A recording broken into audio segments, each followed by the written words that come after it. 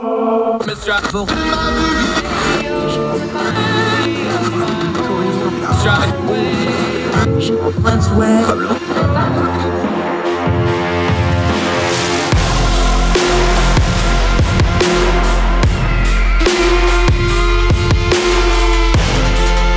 host, Andrew Donaldson. This is Heard Tell. Welcome to Heard Tell. It is Wednesday, the 29th of June, year of our Lord 2022. Continues to roll right along. This is Heard Tell. I'm Andrew Donaldson. Thank you so much for joining us, however you're watching or listening. We sure appreciate it. A lot to cover on the show today. Going to be overseas a lot, take a little break from all the stuff going on domestically, although we're going to open with a very important domestic story. Guest on the show today, Alys Watson Brown returns to the program. Been a minute, one of our great UK Young Voices contributor. We're going to do two segments. The first, we're going to get on the UK government a little bit, the things going on over there, politics, Boris Johnson, Keir Starmer, cost of living, the economy, the mess that is politics over there. We're going to talk about all that with her. But in the second segment, it's her turn to get on us here in America a little bit. She's got a piece out about the FDA. Remember them? Who have far from covered themselves in glory with things like the pandemic. They have once again continued their relentless crusade against things like vaping, against things like methanol cigarettes. They're talking about age restrictions, things like this. We're going to get into that with her, Alys Watson Brown, on the program today. Thrilled to have her back. A drug defendant went to court in Alabama, and his choice of wardrobe has brought back one of my favorite. Before they were memes, we just called them funny pictures and dumb crook news. Brought up a new meme. We'll get into that in a little bit. Also, our end of the show segment where we try to do something uplifting, since we're going to be talking about cost of living in the UK. Going to talk about the charitable giving in the UK being up. We'll end the program with that. Also, a story out of NATO, Finland and Sweden. It looks like there's been an agreement reached to get them into NATO. Turkey was holding it up. Turkey's now announcing that there's an agreement. They're not going to hold it up. That means Erdoğan got something. We'll deal with that in just a little bit. But first, let's talk about truth for a minute. And we're going to go back down to Uvalde. No, I'm not over it. No, I'm not going to get over it. No, I'm not going to shut up about it. There's something very, very wrong and rotten here. But let's start with Tolstoy. What does that got to do with anything? Well, he knew a little something about deceptive governments and brutal police states and things like this. In one of his diary writings, he wrote this. He said, progress consists, this is Leo Tolstoy, not in the increase of truth, but in the freeing it from its wrappings. The truth is obtained like gold, not by letting it grow bigger, but by washing it off from it everything that is not gold. We live in a truth time where we have access to all the information of recorded human history in the palm of our hands. We talk about it on Heard Tell all the time. We've never had more information. We've never had less knowledge. And most of it is because people can pick and choose what they want to believe. What's that got to do with Uvalde? Keep that quote in mind, that you have to uncover the truth. It has to be dug out and polished and the bad stuff removed. Washington Post, a month after 19 children and 2 educations were killed at Robb Elementary School, a picture is emerging of a disastrous police response in which officers from several law enforcement agencies waited for an hour outside an unlocked classroom, which they lied about and said was locked, where children were trapped with the teacher. But journalists who have flooded to Uvalde, Texas from across the country to tell the story have faced near constant interference, intimidation, and stonewalling from some of the authorities, and not only bikers claiming to have police sanction. Journalists have been threatened with arrest for quote-unquote trespassing outside public buildings. They've been barred from public meetings and refused basic information about what the police did during the May 24th attack. After several early error-filled news conferences, officials have routinely turned down interview requests and refused to hold news briefings. The situation has been made even more fraught by the spiderweb of local and state agencies involved in responding to and investigating the shooting, some of which now blame each other for the chaos. Quote, our reporters have covered the Sunderland Springs and the Fort Hood shootings, and some are very experienced, having been embedded with the military in Afghanistan, Iraq, and covering revolutions in Latin America, and none of them remember an experience like this, said Mark Devuzian, editor-in-chief of the San Antonio Express News. The interference was so intense and without an identifiable public safety purpose. Devuzian has complained to the Uvalde city leaders and some more police chiefs, one of whom apologized, he said, Some of his journalists, nevertheless, asked not to be sent back to Uvalde or confessed to feeling guilty for having worked there. The harassment has become so bad, the newspaper's photo director took photographs to document the treatment by the police. Police were documented reportedly obstructing photographers in public areas over the following days, sometimes by standing or parking vehicles directly in front of the cameras. Both the Texas Department of Public Safety officials and Uvalde police did not respond for request comments for this specific stories. The police are not letting us work, said Antonio Guillen, a photographer for the Univision station in San Antonio. We were seen as enemies. Meanwhile, law enforcement agencies have resisted releasing any information that could shed light on how the police response to the attack formed. DeRosian said the information crisis in Uvalde began the moment school officials posted a notice on the Facebook that Robb Elementary School had been locked down. There were no briefings by local police, no statements of fact, and few, if any, returned phone calls. The first public address came not from local authorities, as is common, but from the Texas governor several hours after the carnage ended. It is not unusual for public information to be lacking in the aftermath of a catastrophe, but the pattern of miscommunication, stonewalling, intimidating in Uvalde has surprised even the most seasoned journalists with decades of experience. State officials held a disastrous news conference 2 days after the attack, in which Texas Department of Public Safety spokesman Victor Escalon ignored pleas to provide any information in Spanish. And this is especially true in Uvalde, where the population is mostly Hispanic, and lacked basic information such as how long it took the police to arrive after the first 911 call. Could anybody have gotten there sooner? He told the reporters. You got to understand, small town. Small towns should speed up the response. In the weeks since, officials have refused to release any information that might explain why officers missed opportunity after opportunity to confront the attacker and potentially save lives, or why the stories have changed. It goes on to explain here in this Washington Post piece, the Texas Tribune, ProPublica, the San Antonio Express News, they are trying and jointly have submitted 70 requests for public information and partial releases, and they're getting stonewalled on it. The mayor of Uvalde last week accused state authorities of selectively releasing information to scapegoat law enforcement. No, they're doing that themselves. Remember that Tolstoy quote we started with? Progress consists not in the increase of truth, but in freeing it from the wrappings. The wrappings here in Uvalde are in bureaucracy. And the bureaucracy just happens to be wearing guns or being from a mayor's office or having city council or whatever the other trappings are. Government is inefficient. Bureaucracies get people killed. Bureaucrats with guns showed up at Uvalde, and we see what happened. And now they're going to stonewall, they're going to bureaucratize, they're going to create chaos, and they're going to hope the world forgets and goes away. Now, hopefully these reporters stay on it. Well, one quick look at your timeline will tell you the truth. Most people have moved on, and they've almost started to forget, because that's how bureaucracies work. They just grind you down until you don't care anymore. But we do, and we're going to keep on it. Truth is obtained like gold by not letting it grow bigger, but by washing off from it everything that isn't gold. That's what we do here. Turn down the noise. We're going to keep washing. We're going to keep seeking the truth. More Hertel right after this.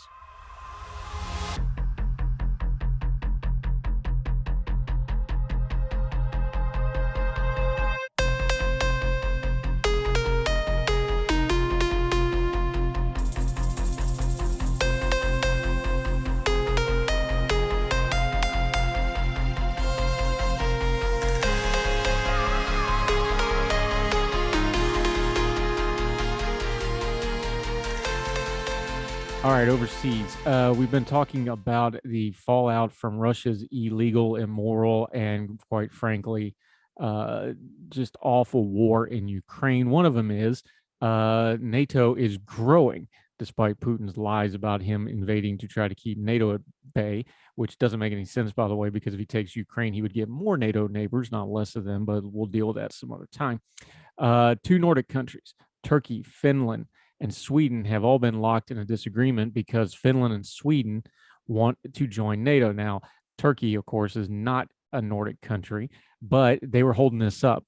Turkey has kind of been a problem for NATO for a lot of reasons. One is its dictator, Erdoğan, is kind of playing both sides against the middle here. He's been mostly an ally of Putin, but has pushed back on a few things to try to establish himself on the world stage. Turkish drones have been very important to the Ukrainian military, but Turkey likes to be the problem child in NATO because it gets them what they want as Erdogan has expanded his power inside of his own country. Let's go with The Guardian. A last-minute agreement has been reached between Turkey, Finland, Sweden to allow the two Nordic countries to become NATO members on the eve of the military alliance summit in Madrid. This has long been expected. We've been covering here on Heard Tell. NATO said a trilateral deal has been reached between Erdoğan, President Ninsinto of Finland, and the Swedish Prime Minister Magdalena Andersson in the Spanish capital. Long story short here, Erdoğan wanted concessions. He's apparently got them now. We probably won't find out what is exactly involved here. The public story he was pitching was that he wanted help with terrorist organizations like the PKK down on his borders. Now, the problem, of course, with Erdoğan is anybody he doesn't like will get labeled terrorists and as part of the PKK. Not that the PKK doesn't have terroristic elements. We understand that. But Erdoğan likes to be a dictator. He's controlling power. So you got to be careful with somebody like that using terrorism, because he uses it like Russia does, like China does. Anybody he doesn't like is automatically a terrorist, and then he has an excuse to go shoot them. So we got to be a little careful here. But apparently there has been some kind of agreement reached, something to keep an eye on. It's good that NATO is expanding. Sweden and Finland have long been allies of NATO and America and the Western alliances. So this makes sense. Also shows you that the threat of Russian aggression is moving things in a way that the largesse that is kind of set in, and the lack of care that most of Europe has had for issues like this since the end of the Cold War has ended. It is a new era indeed. We'll keep track of this story, many others. The full stories in The Guardian. You want to read it all. We'll link to it in the short notes, and more Heard Tell right after this.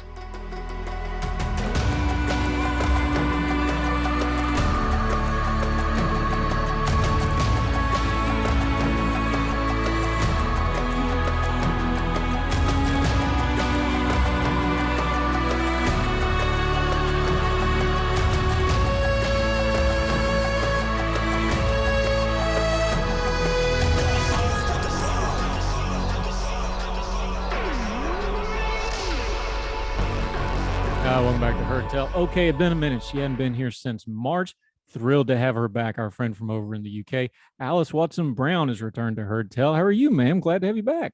I'm really well, thank you. I'm fresh out of university. I finished my degree and just kind of recover from it and have a good summer and just chill out, I think. Yeah, it's got to be a good feeling, doesn't it? Yeah. While we're on the subject, we talk about people moving around the UK. Y'all got yourself a rail strike going on.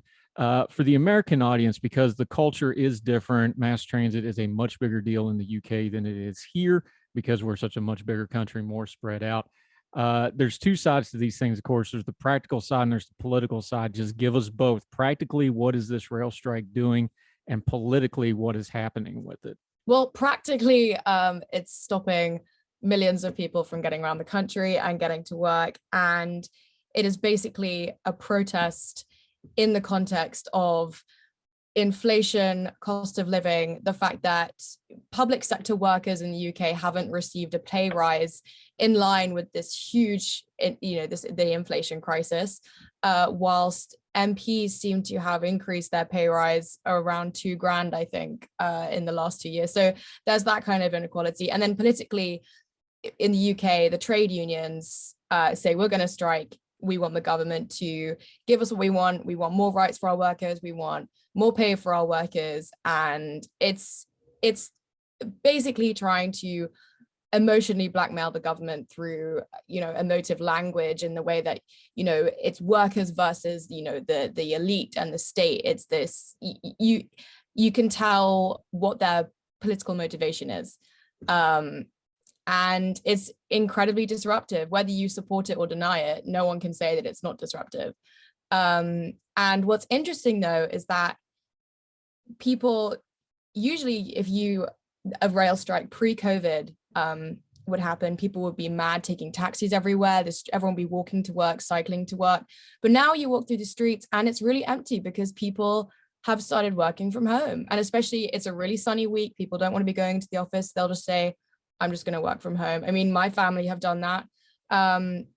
So whether the effect it has is going to be as widespread and as sort of felt by the consumer this time is up for debate. But the popularity of commuting by car and working from home, as I said, could well see passengers now just desert railways and never to return, especially given that, they're not nationalized in the UK. So prices can really vary. You can pay £200 to get a train to Edinburgh in Scotland when it's cheaper to fly there via Paris. It doesn't make sense. Yeah, and of course the backdrop here is interesting, and the timing is really interesting because you have, front page of the Times today, UK inflation hits 40-year high. Cost of living is dominating the headlines. It dominated prime minister questions this morning. This is something that's affecting absolutely everybody. So the question, of course, is, and I'm not against unions as a rule, but strikes are about timing and strikes are about public sentiment. That's really what a strike is for. Everybody's hurting right now. This may not be the time to fly that flag of, hey, we want a little extra, when these folks are probably doing just a little bit better than folks in the Midlands or in the outs parts of the country where, number one, this doesn't affect them as much. And number two is they're going to watch it on TV and go, what are they thinking? Everybody's hurting here. Is that fair, or is that the common sentiment? I think that is definitely one way of looking at it. And in a way you could be right. However, I think they have timed it possibly quite well, because everyone is hurting right now, as you said. And what better way to go up against the government and all this inflation and this grievance than to support a very disruptive anti-government protest. And it's not just the rail strikers, the rail workers and their strike. Teachers are threatening to strike, nurses. So all across the public sector, there is this there's this impediment between the rulers and the workers.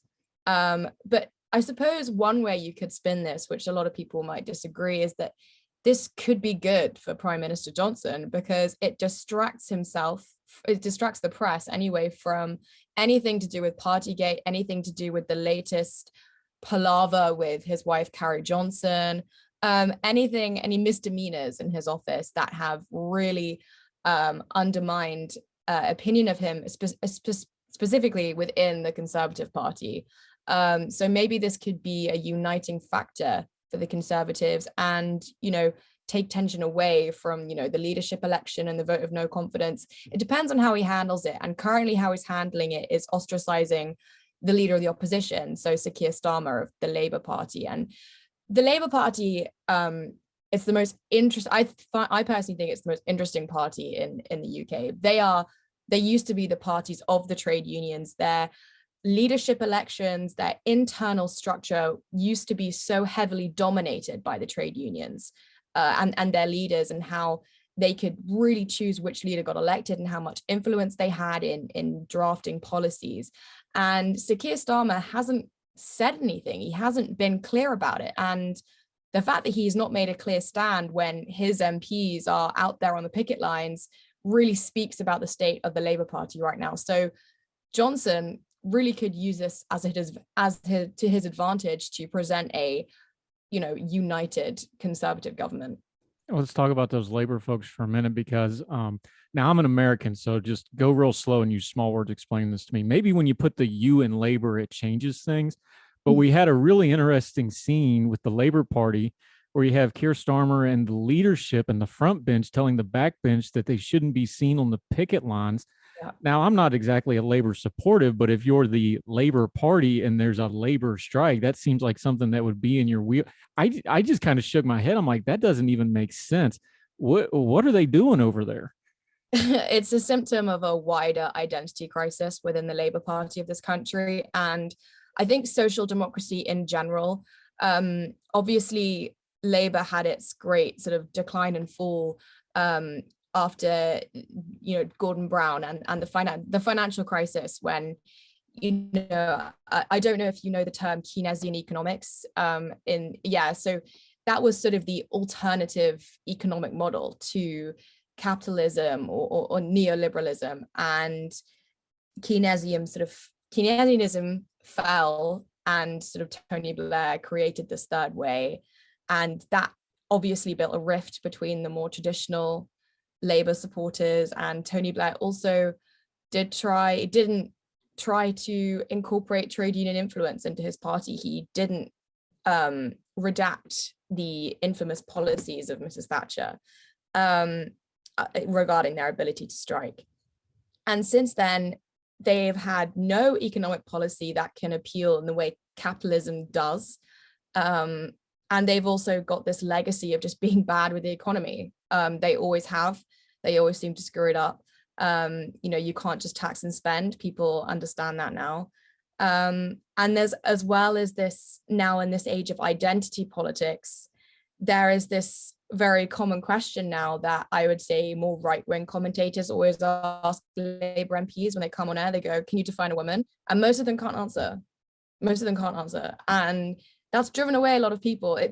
It's fundamentally a crisis of identity. This writer called Patrick Diamond has written far better than I can explain and in depth on this. So if you want to know more, do look him up. He's very good at that, explaining why. Yeah, it's a universal problem. We're having the same thing over here with our, even inside our Democratic Party, which is our left-wing party.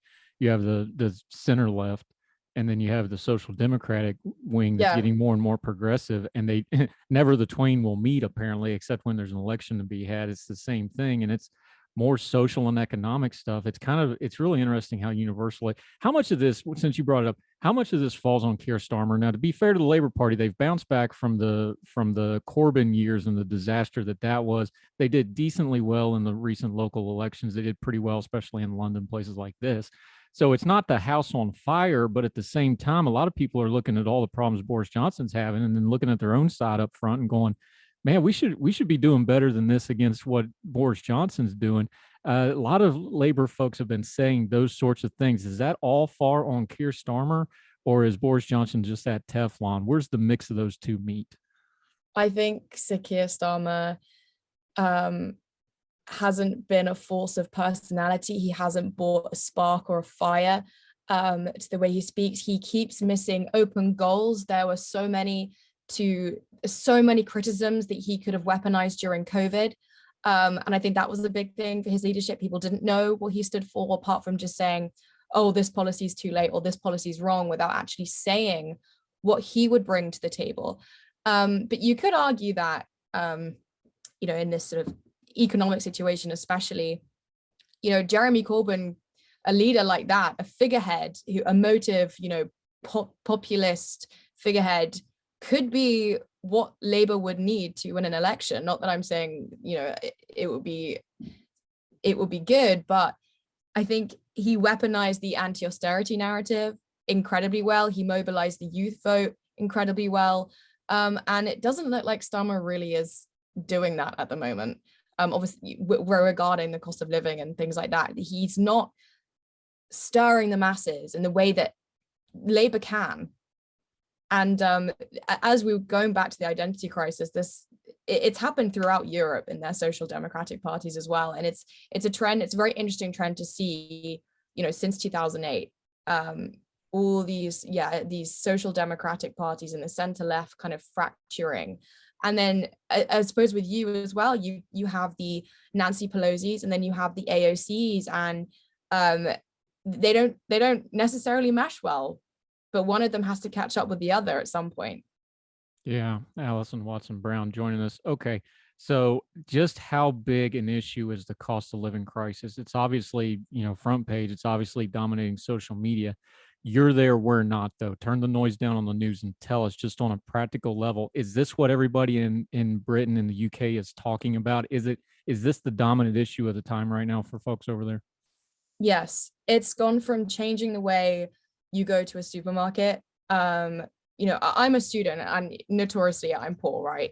And my sort of £25 a week food budget was my big thing. And it was my shop. But now what I would have to do is just kind of fill my basket up with the essentials until I hit my budget mark. And then I just couldn't buy any more because that was it, right? And luckily I'm in a position where, I have a very good home life, and my parents were able to help me out a little bit. But there are a lot of people who aren't. However, right now, the weather's hot, people are happy, people can go out, and they don't need to worry about heating their homes, because families are choosing between putting the heater on and putting meals on the table, which is horrible. And it's not just that, it's petrol, it's going places. And if people can't afford to go out and buy their Starbucks coffee because they have to save money, or buy their pastry on the way to work, that means the workers in those cafes and in those restaurants are losing out as well. It's a never-ending cycle of pretty much just depression. I suppose the news in some way doesn't necessarily over-exaggerate this. It's true. You see it everywhere, and it's the supermarkets especially are all competing on their save money on this deal, on that deal. And there was this huge story about the government were going to ban 2 for 1 or buy one get one free on ready meals in their in their aim to tackle child obesity, and they decided not to go forward with that in the cost of living crisis, because any food's food, right? You need to feed your kids, and some people don't have a choice. And it caused a lot of backlash, but actually sadly that's what it's come to. But yeah, that's from my perspective as a young person. And even more annoyingly, I coming from London, have to pay like £7.50 for a pint of lager, and it doesn't make going out that fun. Yeah, that's $10 for those of you from Logan that aren't up on the pound sterling conversion to US dollars. That's an expensive drink. Alys Watson Brown. One last political question, and we're going to switch gears. Boris Johnson, he seems to just, oh, it's over. Oh, it's not over. Oh, it's over. It's not over. Now we had the Lord Gate thing. We've had the ethical stuff. We've had the Kerry stuff over the last week or so. But he doesn't seem like he's really going to be going anywhere. I know there's a little bit of election fatigue. There's no clear-cut replacement for him. Those factor in as well. He just keeps squiggling out of these tight spots and pressing on ahead. It's kind of remarkable to watch, really, isn't it?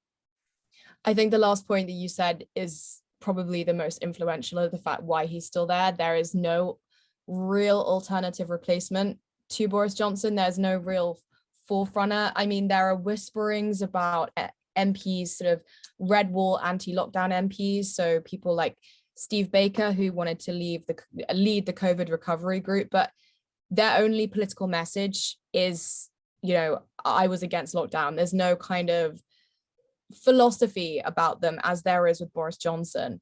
And I think also Ukraine, he's been praised personally by Zelensky for, our solidarity and our help for them. But he, I guess he just seems to keep going. And whilst I've fallen out of love with him many, many times, I would see no one else who I would vote for. But Boris Johnson is a man who is desperate to be liked. And if he left office, he wouldn't leave office in a crisis. He would leave because he wasn't elected, if that makes sense. Yeah, it does. One of our UK friends kind of put it this way. Because I asked him how bad we knew the Partygate picture was eventually going to show up, because that's just the world we live in. And he kind of made it half joking, but it turned out too, he's like that view of him walking through Kiev outweighed that Partygate picture. He's like, you watch, and sure enough, it did. He was right. All right, Alys Watson Brown, we're going to switch gears. We've been banging on the Brits a little bit. It's her turn. She's going to take a shot at our government, and specifically the FDA. We'll talk a little America with our friend Alys Watson Brown over in the UK, late of Bristol, but she's done with them now. We'll be right back. More Heard Tell right after this.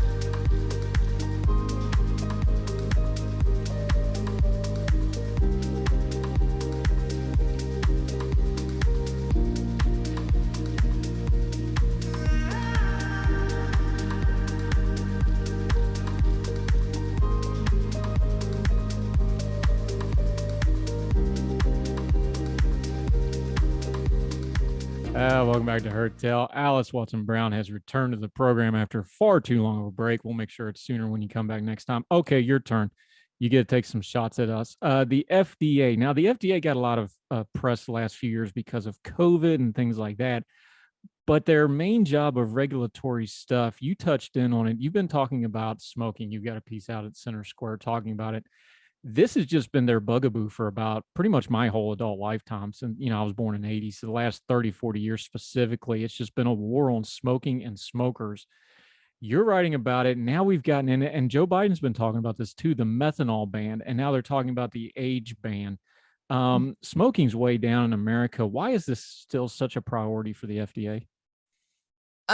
Because the FDA seems to be confusing public health and politics again and again, as do many other health.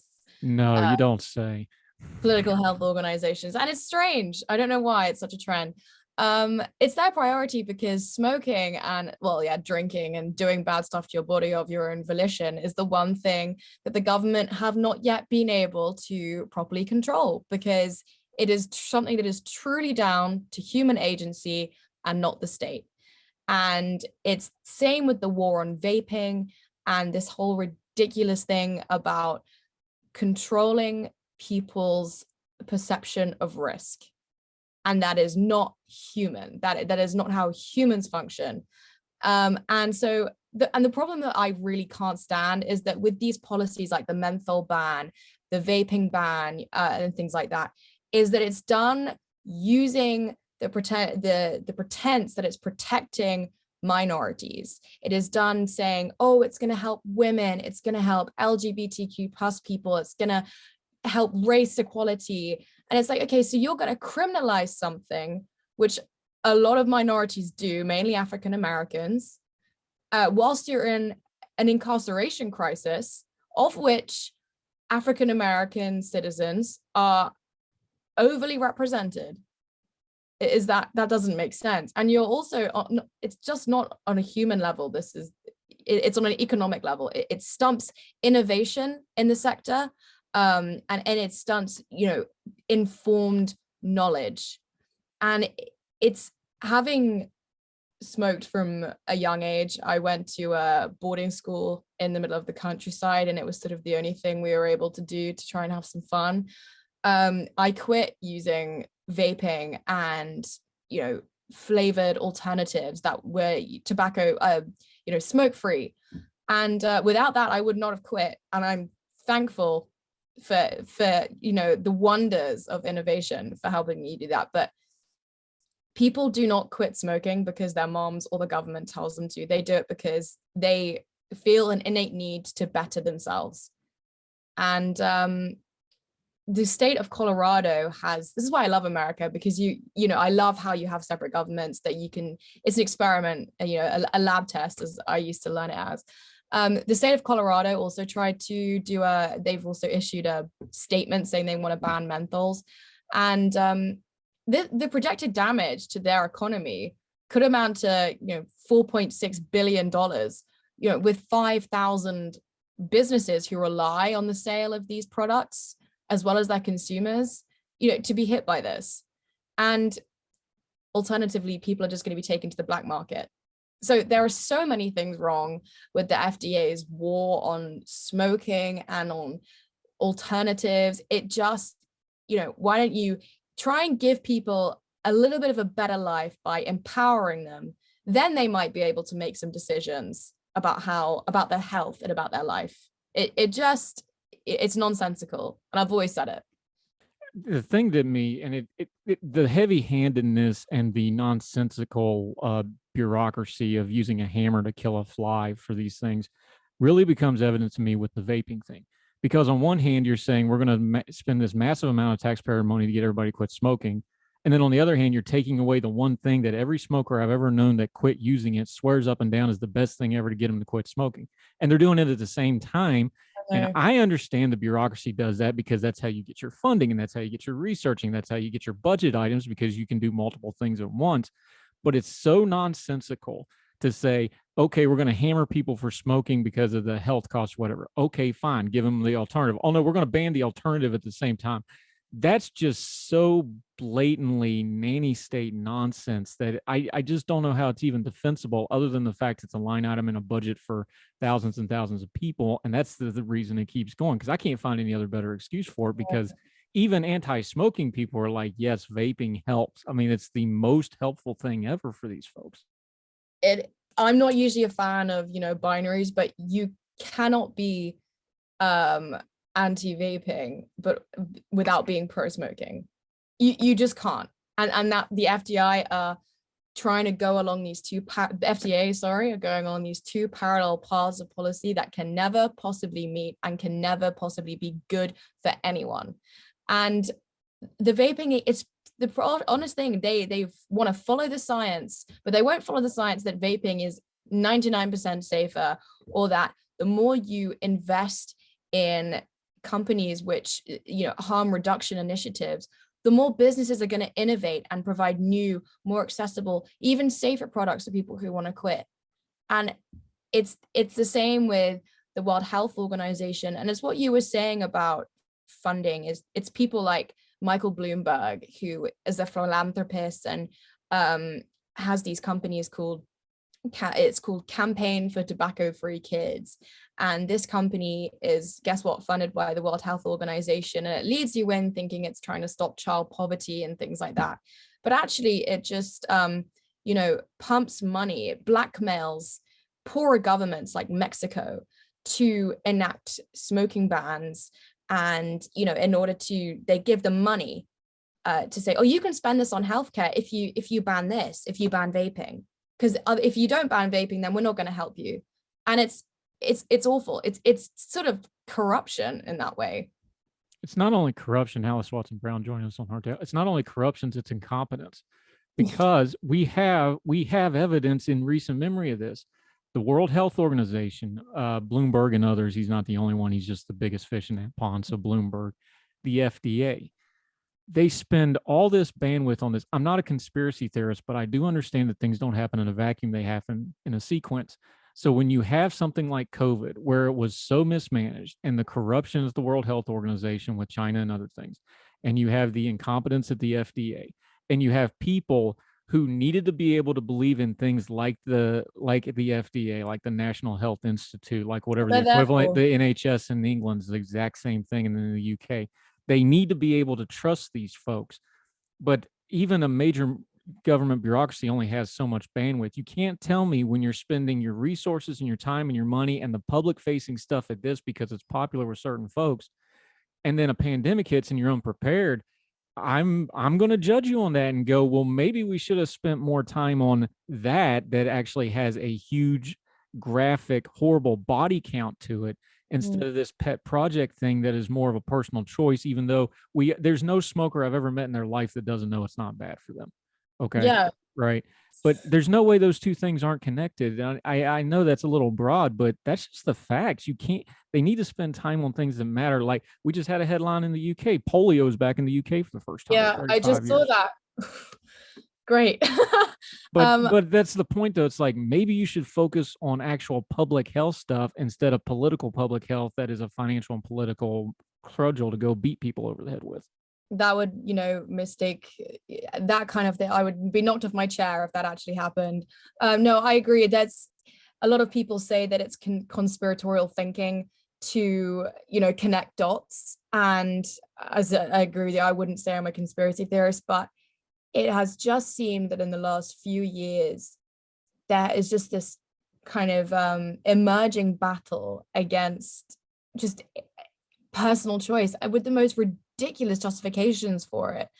And I'm worried in a way. And I love the idea of the FDA, of, a health service for everyone. And in a way, a world health initiative, so we can draw talent from all countries to research and help people all across the world. That no rational person can be against that, right? But it's a very small amount of people who receive a very large amount of money who go, yeah, I'll try this just to see what happens, and I won't care about how many people it affects. And that is incomprehensible to me as to why this has been allowed to go on for so long, and as to why even a leader like, Boris Johnson is still considering partnering with the World Health Organization. And it flabbergasts me. It does. We've public health has turned into a misnomer because there's not really anything public about it. It's just government that needs to be more accountable, and unaccountable government is always going to be a mess no matter what form it takes. Alys Watson Brown, outstanding stuff today. We'll link to your piece in the show notes like we always do. It's been too long, but until we get you back on again, which is not going to be 4 months, it'll be a lot faster this time, I promise. Let folks know how they can keep up with you and what you got going on until they see you again. Sorry, could you repeat that? Sorry. Yeah, no worries.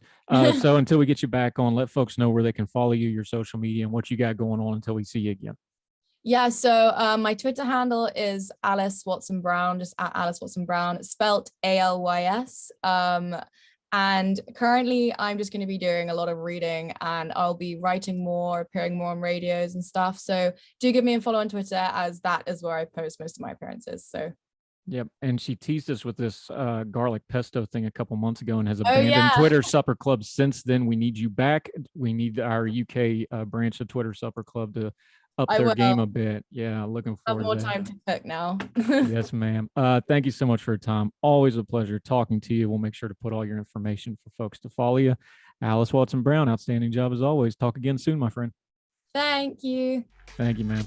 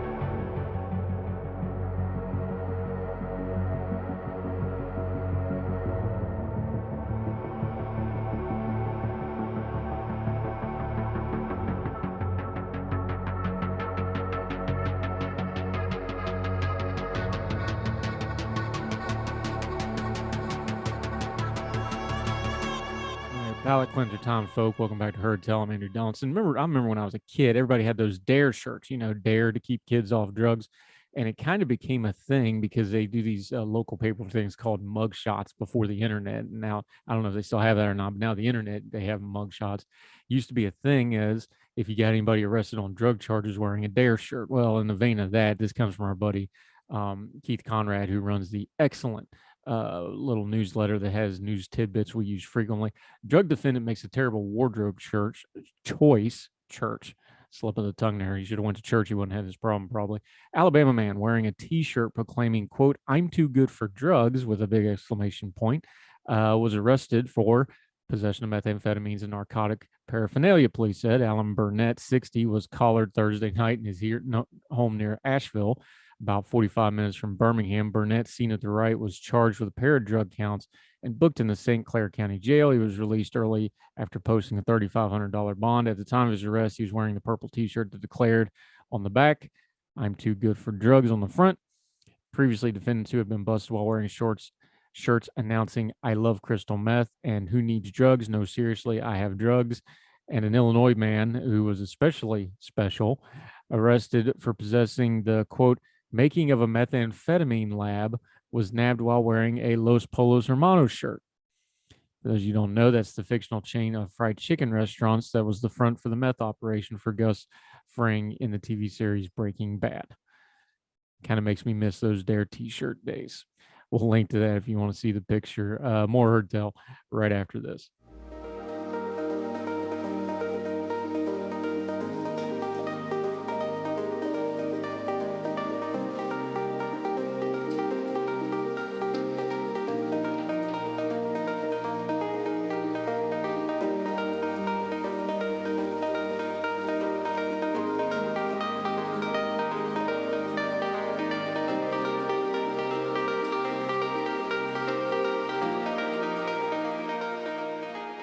Welcome back to Heard Tell. Okay, on our last segment, we always try to have some good news since we were talking about cost of living in the UK being such an issue, and it is.